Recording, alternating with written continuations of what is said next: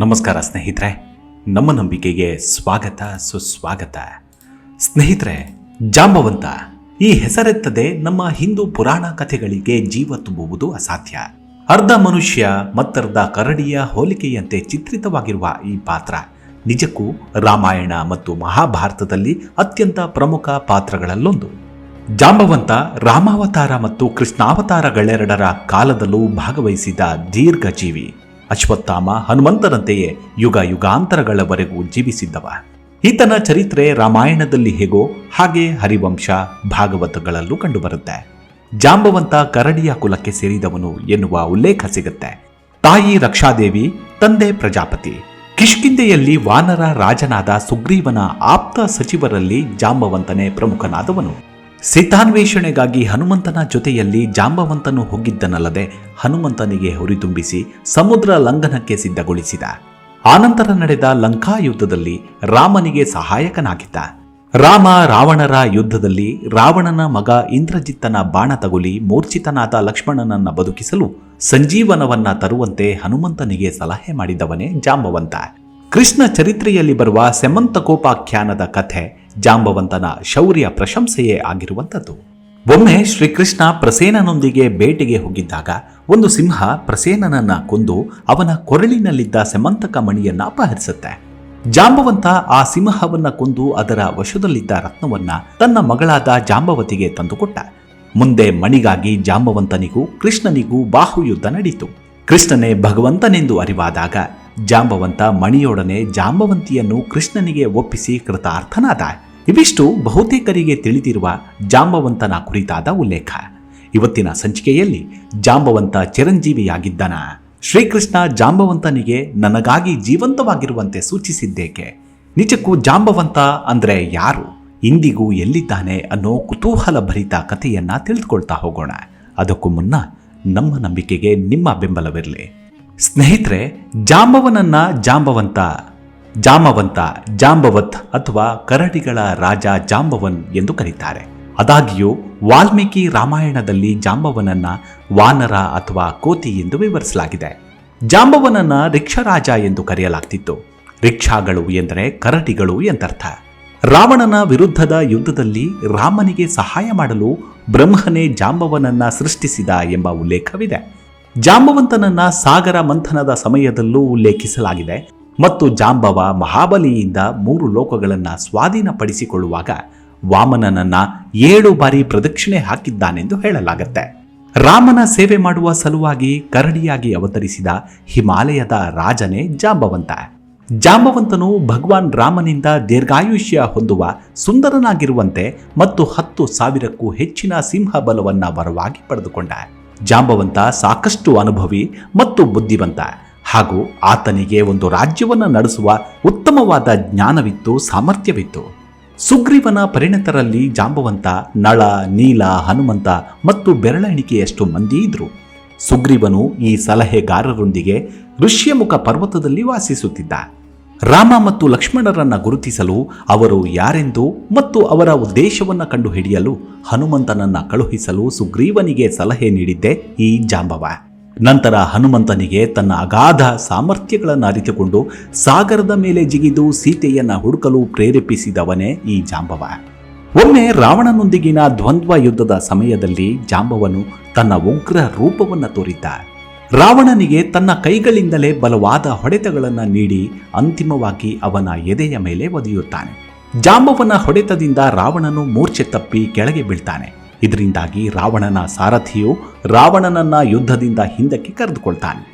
ಮಹಾಭಾರತದಲ್ಲಿ ಜಾಂಬವಂತನು ಸಿಂಹವನ್ನು ಕೊಂದು ಆ ಸಿಂಹವು ರಾಜ ಪ್ರಸೇನನಿಂದ ಕಿತ್ತುಕೊಂಡ ಸೆಮಂತಕ ಮಣಿಯನ್ನ ಹಿಂಪಡೆಯುತ್ತಾನೆ. ಹಿಂದೂ ದಂತಕಥೆಯ ಪ್ರಕಾರ ಈ ರತ್ನವನ್ನ ಇಂದಿನ ಕೊಹಿನೂರ್ ವಜ್ರ ಎಂದು ಪರಿಗಣಿಸಲಾಗಿದೆ. ಹೀಗೆ ರತ್ನಕ್ಕಾಗಿ ಕೃಷ್ಣನು ಪ್ರಸೇನನನ್ನ ಕೊಂದನೆಂಬ ಸಂಶಯ ಇಡೀ ಸಾಮ್ರಾಜ್ಯದಲ್ಲೆಲ್ಲ ಹರಡಿತು. ಆದ್ದರಿಂದ ಜಾಂಬವ ಕರಡಿಯಿಂದ ಕೊಲ್ಲಲ್ಪಟ್ಟ ಸಿಂಹವನ್ನ ಮತ್ತು ಪ್ರಸೇನನನ್ನ ಮೋಸಗೊಳಿಸಿದ ಸಿಂಹವನ್ನ ಹುಡುಕಿ ಹೊರಡ್ತಾನೆ. ಅದೇ ಸಂದರ್ಭಕ್ಕೆ ಕೃಷ್ಣನು ಒಂದು ಗುಹೆಯಲ್ಲಿ ಜಾಂಬವಂತನು ಇರುವುದನ್ನು ನೋಡ್ತಾನೆ. ನಂತರದಲ್ಲಿ ಕೃಷ್ಣ ಮತ್ತು ಜಾಂಬವಂತರ ನಡುವೆ ಯುದ್ಧ ಆರಂಭವಾಗತ್ತೆ. ಯುದ್ಧ ಆರಂಭವಾಗಿ 28 ದಿನಗಳ ಬಳಿಕ ಕೃಷ್ಣ ಯಾರೆಂಬುದು ಜಾಂಬವಂತನಿಗೆ ಅರಿವಿಗೆ ಬರುತ್ತೆ. ರಾಮನು ತನ್ನ ಹೆಂಡತಿ ಸೀತೆಯನ್ನ ಕಳೆದುಕೊಂಡಾಗ ಜಾಂಬವನು ಸೀತೆಯನ್ನ ರಾವಣನ ಕೈಯಿಂದ ರಕ್ಷಿಸಲು ರಾಮನಿಗೆ ಸಹಾಯ ಮಾಡಿದ. ರಾಮಾಯಣದಲ್ಲಾಗಿರಬಹುದು ಅಥವಾ ಮಹಾಭಾರತದಲ್ಲಾಗಿರಬಹುದು, ಜಾಂಬವಂತನ ಕೊಡುಗೆ ಅಪಾರವಾದದ್ದು. ಜಾಂಬವಂತನ ಗುಣಗಳು ಅತ್ಯದ್ಭುತವಾಗಿದ್ದರೂ ಕೂಡ ಆತನ ಬಗ್ಗೆ ತಿಳಿದುಕೊಂಡವರು ಬಹಳ ಕಡಿಮೆ. ಇಂದಿಗೂ ಜಾಂಬವಂತ ವಿಷ್ಣುವಿನ ಕಲ್ಕಿ ಅವತಾರಕ್ಕಾಗಿ ಕಾಯುತ್ತಿದ್ದಾನಂತೆ. ಕಲ್ಕಿ ದುಷ್ಟರ ಸಂಹಾರ ಮಾಡುವಾಗ ಆತನ ಜೊತೆ ನಿಲ್ಲಲು ಈ ಜಾಂಬವಂತ ಕಾಯುತ್ತಿದ್ದಾನಂತೆ. ಈ ಕಲಿಯುಗದ ಅಂತ್ಯದಲ್ಲಿ ಜಾಂಬವಂತನ ಪಾಲು ಅಧಿಕವಾಗಿ ಇರಲಿದೆಯಂತೆ. ಕೆಲವು ನಂಬಿಕೆಗಳ ಪ್ರಕಾರ ಉತ್ತರ ಪ್ರದೇಶದ ಬರೇಲಿ ಎಂಬ ಸ್ಥಳದಲ್ಲಿ ಜಾಂಬಗಢ್ ಎಂಬ ರಹಸ್ಯ ಗುಹೆ ಇದೆ. ಈ ಗುಹೆಯಲ್ಲೇ ಜಾಂಬವಂತ ಇಂದಿಗೂ ಜೀವಂತವಾಗಿದ್ದಾನೆ ಅಂತ ಹೇಳಲಾಗುತ್ತೆ. ಮತ್ತೊಂದು ವರದಿಗಳ ಪ್ರಕಾರ ಜಾಂಬವಂತ ಗುಜರಾತ್ನ ಜಾಂಬವನ ಎಂಬ ರಹಸ್ಯ ಗುಹೆಯೊಂದರಲ್ಲಿ ಇದ್ದಾನೆ ಎನ್ನಲಾಗುತ್ತೆ. ಇನ್ನು ಜಾಂಬವಂತನ ಜಾಡು ಹಿಡಿದು ಹೊರಟವರಿಗೆಲ್ಲ ಜಾಂಬವಂತ ಕಾಣಿಸೋದಿಲ್ಲ. ಆದರೆ ಜಾಂಬವಂತ ಜೀವಂತವಿರುವುದಕ್ಕೆ ಇಂದಿಗೂ ಆ ಗುಹೆಯೊಳಗಿಂದ ರಾಮನಾಮ ಮಾರ್ದನಿಸುವುದೇ ಇದಕ್ಕೆ ಪುಷ್ಟಿ ನೀಡುತ್ತೆ. ಭಾಗವತ ಪುರಾಣವು ಸಮಂತಕ ಮಣಿಗಾಗಿ ಜಾಂಬವಂತ ಮತ್ತು ಕೃಷ್ಣನ ನಡುವಿನ 28 ದಿನಗಳ ಕಾದಾಟವನ್ನು ವಿವರಿಸುತ್ತೆ. ಈ ಯುದ್ಧದಲ್ಲಿ ಅನೇಕ ತುಂಡುಗಳಾಗಿ ಕತ್ತರಿಸಲ್ಪಟ್ಟ ಸಮಂತಕ ವಜ್ರದ ಒಂದು ಭಾಗವು ಭಾರತದ ಆಂಧ್ರ ಪ್ರದೇಶದ ಗುಂಟೂರು ಜಿಲ್ಲೆಯಲ್ಲಿ ಸಿಕ್ಕಂತಹ ಇಡೀ ಪ್ರಪಂಚದಲ್ಲೇ ಅತ್ಯಮೂಲ್ಯವಾದ ಬೆಲೆ ಕಟ್ಟಲಾಗದ ಕೊಹಿನೂರು ವಜ್ರವೇ ಆಗಿದೆ. 15ನೇ ಶತಮಾನದವರೆಗೂ ನಮ್ಮ ಭವ್ಯ ಭಾರತದಲ್ಲೇ ಅನೇಕ ರಾಜರ ಕೈ ಬದಲಾಗಿ ಅದೆಷ್ಟೋ ಸಾಮ್ರಾಜ್ಯಗಳ ಅವನತಿಗೂ ಉನ್ನತಿಗೂ ಪರೋಕ್ಷವಾಗಿ ಕಾರಣೀಭೂತವಾಗಿದ್ದೆ ಈ ಕೊಹಿನೂರು ವಜ್ರ. ಯಾವಾಗ ಇಸ್ಲಾಂ ಆಕ್ರಮಣ ಭಾರತದ ಮೇಲಾಯಿತೋ ಇದನ್ನ ಮೊಘಲ್ ಚಕ್ರವರ್ತಿಗಳು ತಮ್ಮ ಸ್ವಾಧೀನಕ್ಕೆ ತೆಗೆದುಕೊಳ್ತಾರೆ. ತದನಂತರದಲ್ಲಿ ಬ್ರಿಟಿಷರು ಭಾರತಕ್ಕೆ ಕಾಲಿಟ್ಟ ಸಂದರ್ಭದಲ್ಲೇ ಉಂಡು ಹೋದರೂ ಕೊಂಡು ಹೋದರೂ ಈ ವಜ್ರವನ್ನು ಲಂಡನ್ಗೆ ರಫ್ತು ಮಾಡಿದ್ರು. ಇನ್ನು ಜಾಂಬವಂತ ನಿಜಕ್ಕೂ ಕರಡಿ ಕುಲದವನ ಎಂಬ ಬಗ್ಗೆ ವಿಮರ್ಶೆ ಮಾಡಿದರೆ ಮನುಷ್ಯರಿಗಿಂತ ಹೆಚ್ಚು ಅಭಿವೃದ್ಧಿ ಹೊಂದಿದ ಅನೇಕ ಬುಡಕಟ್ಟುಗಳು ಮತ್ತು ಜನಾಂಗಗಳಿವೆ ಎಂದು ಪುರಾಣಗಳು ಸ್ಪಷ್ಟವಾಗಿ ವಿವರಿಸಿವೆ. ಅಂತಹ ಮುಂದುವರಿದ ಜನಾಂಗಗಳಲ್ಲಿ ವಾನರರು, ಕಿಂಪುರುಷರು ಇದ್ರು. ಜಾಂಬವನ ಕುರಿತಾಗಿ ಪುರಾಣದ ಉಲ್ಲೇಖದ ಪ್ರಕಾರ ಸತ್ಯಯುಗದಿಂದಲೂ ಅಸ್ತಿತ್ವ ಕಾಯ್ದುಕೊಂಡು ಬಂದಿದ್ದಾನೆ ಜಾಂಬವಂತ. ವಾಮನ, ರಾಮ ಮತ್ತು ಕೃಷ್ಣನಂತಹ ಅನೇಕ ಅವತಾರಗಳನ್ನು ನೋಡಿದ್ದಾನೆ. ಇನ್ನು ಜಾಂಬವನನ್ನ ರಿಕ್ಷಾಗಳ ರಾಜ ಅಂದ್ರೆ ಕರಡಿಗಳ ರಾಜನೆಂದು ಚಿತ್ರಿಸಲಾಗಿದೆ. ಆದರೆ ವಾಸ್ತವವಾಗಿ ರಿಕ್ಷಾ ಎಂದರೆ ನಕ್ಷತ್ರ ಮತ್ತು ಸಂಸ್ಕೃತ ಪದ ಅಂತರಿಕ್ಷ ಎಂದಾಗತ್ತೆ. ಲ್ಯಾಟಿನ್ನಲ್ಲಿ ರಿಕ್ಷಾಗೆ ಊರ್ಸಾ ಮೇಜರ್ ಅಂದ್ರೆ ದೊಡ್ಡ ಕರಡಿ ಎಂದಾಗತ್ತೆ. ಇದರ ಅರ್ಥ ಉತ್ತರ ಗೋಳಾರ್ಧದಲ್ಲಿ ವರ್ಷವಿಡೀ ಗೋಚರಿಸುವ ನಕ್ಷತ್ರ ಪುಂಜವಾಗಿದೆ ಮತ್ತು ಹಲವಾರು ವಿಶ್ವ ಸಂಸ್ಕೃತಿಗಳಲ್ಲಿ ಪೌರಾಣಿಕ ಮಹತ್ವವನ್ನು ಹೊಂದಿರುವಂಥದ್ದು.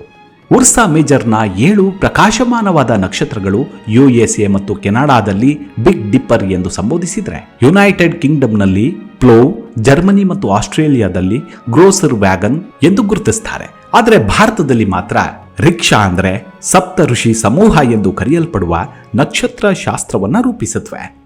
ಸಮುದ್ರ ಮಂಥನದ ಸಮಯದಲ್ಲಿ ಜಾಂಬವನ ಉಪಸ್ಥಿತಿ ಸಿಗುತ್ತೆ.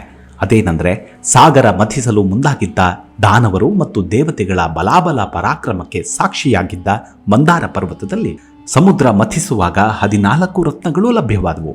ಅದರಲ್ಲಿ ಜಾಂಬವಂತನೇ ದೇವಾನು ದೇವತೆಗಳಿಗೆ ಆಯಾಸ, ದಾಹ, ಎಲ್ಲ ರೀತಿಯ ಕಾಯಿಲೆಗಳನ್ನು ಗುಣಪಡಿಸುವ ಸಸ್ಯವಾದಂತಹ ವಿಶಾಲಕರ್ಣಿ ಬಗ್ಗೆ ತಿಳಿ ಹೇಳ್ತಾನೆ.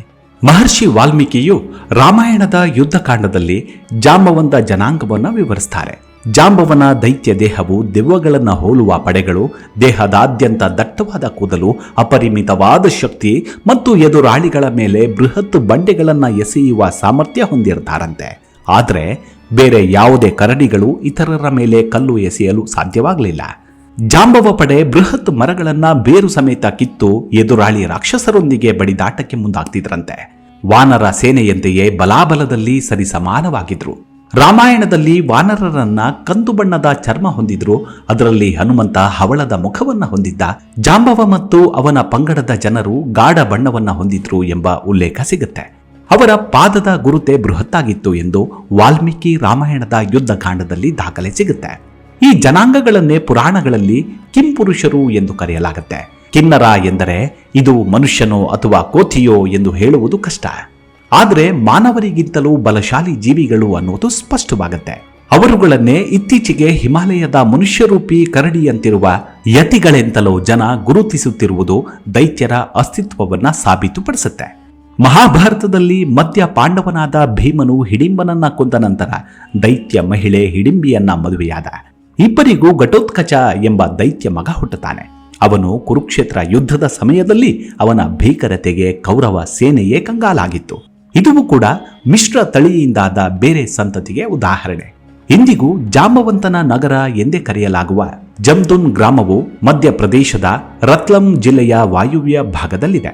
ಇಲ್ಲಿ ರಾಮಾಯಣ ಮಹಾಭಾರತ ಕಾಲಕ್ಕೆ ಸಮಾನವಾದ ಹಾಗೂ ಕಾವ್ಯಗಳಲ್ಲಿ ಉಲ್ಲೇಖಿತವಾದಂತಹ ಕೆಲವೊಂದು ಕುರುಹುಗಳನ್ನು ಹೊಂದಿದೆ. ಇದನ್ನ ಜಂವಂತ ನಗರ ಎಂದು ಕರೆಯಲಾಗುತ್ತೆ. ಇಲ್ಲಿ ಉತ್ಖನನದ ವೇಳೆಯಲ್ಲಿ ವಿಶಾಲವಾದ ಸುಸಜ್ಜಿತ ಗ್ರಾಮವೊಂದಿತ್ತು ಅನ್ನೋದಕ್ಕೆ ಸಾಕ್ಷಿಯಂತೆ ಅತಿ ಪ್ರಾಚೀನ ಕಾಲದ ಇಟ್ಟಿಗೆಗಳು ಕಂಡುಬಂದಿವೆ. ಇನ್ನು ಮತ್ತೊಂದು ಜಾಂಬವನ್ ಗುಹೆ. ಜಾಂಬವನ್ ಗುಹೆಯು ಗುಜರಾತ್ನ ರಾಜಕೋಟ್ ಪೋರಬಂದರ್ ಹೆದ್ದಾರಿಯಿಂದ 17 ಕಿಲೋಮೀಟರ್ ದೂರದಲ್ಲಿರುವ ರಣವಾವ್ ಎಂಬ ಹಳ್ಳಿಯಲ್ಲಿದೆ. ಇದೇ ಗುಹೆಯೊಳಗೆ ಶ್ರೀಕೃಷ್ಣ ಮತ್ತು ಜಾಂಬವನ್ನರು 28 ದಿನಗಳ ಕಾಲ ನಿರಂತರವಾಗಿ ಹಗಲು ರಾತ್ರಿ ಸಮಂತಕ ರತ್ನಕ್ಕಾಗಿ ಹೋರಾಡಿದ ಸ್ಥಳವಿದು ಎಂದು ನಂಬಲಾಗಿದೆ.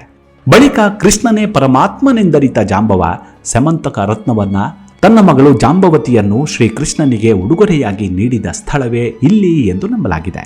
ಈ ಗುಹೆಯೊಳಗೆ 2 ಸುರಂಗಗಳಿವೆ.